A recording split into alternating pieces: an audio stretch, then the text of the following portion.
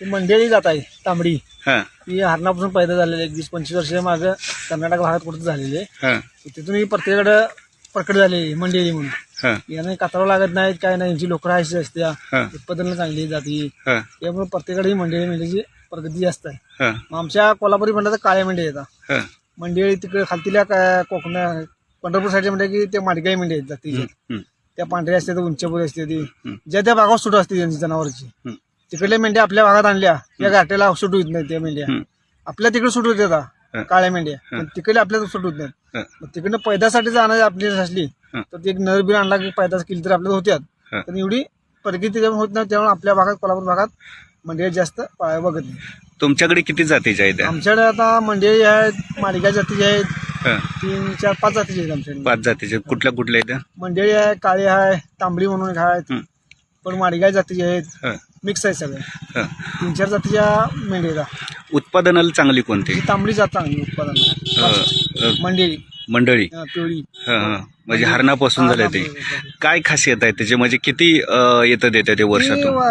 ह्या बकऱ्या बरोबर असतात, कारण तब्येतीला म्हणा, पावसाळ्या पाण्याला म्हणा, हा कारण आपल्या शरीरासाठी म्हणा, वजनासाठी म्हणा, हा तब्येत दिसण्यासाठी म्हणा, रुबाबदार हा यासाठी म्हणून ती जात एकदम फास्ट होते. हा हा आणि पंढरपूर साईड जात जी आहे हा ती एकदम उंची असत्या, अशी डपल्या बिपल्या असतात. हा. पण त्यांच्या मानानं त्यानं ते हवामान सुरू झालं, मग त्या भागात त्या पैदाशी असते. बरोबर. ही जी मंडळी आहे ही वर्षातनं 2दा येते? वर्षान 2 म्हणजे जाती वर्षान 2 फेरी. एका येताला किती पिल्ले देते जास्तीत जास्त? आपण जी बकरी बघितली ती वर्षान 2 येते, कारण प्रत्येक वेळेला 2 बकरी 2 पिल्ली देते. 2 पिल्ले. हा अशी कवचीत बकरी 2 देतात, हा. पण एकच पिल्ला असते प्रत्येक बकऱ्याला. हा पण तुमच्याकडे आहे ते 2 आता देते आपण जी फोटो काढला ना, म्हणजे प्रत्येक वर्षाला 2 पिल्ली देते. म्हणजे 6 महिन्याला 2, 6 महिने, 2. म्हणजे वर्षाला 4. 6. वर्षाला 4 पिल्ले. पिल्ली देते वर्षाला.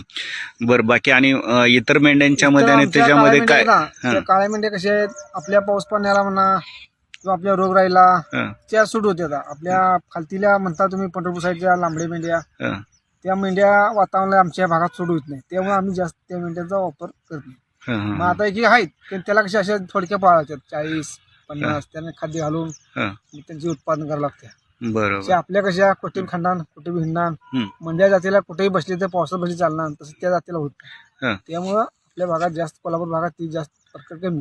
हा, हा, हा. खालतीच्या भागात ती जास्त लांबड्या रागोटोची ज्या मंडळी आहे ती दूध बीध देतात? दुधाला भरपूर आहे सगळी. हा. दुधाला चारा खायला म्हणा, हा, म्हणजे आपल्या वातावरणाला कुठलंही वातावरण सुटू देणार नाही. हा, उन्हाळा असून दे, पावसाळी असून दे, हा, वाळा चारा असला तरी ती खाणारच. हा. पण बाबा ही चारा असा नाही, कारण त्यामुळे ही जात आम्हाला बरी वाटते.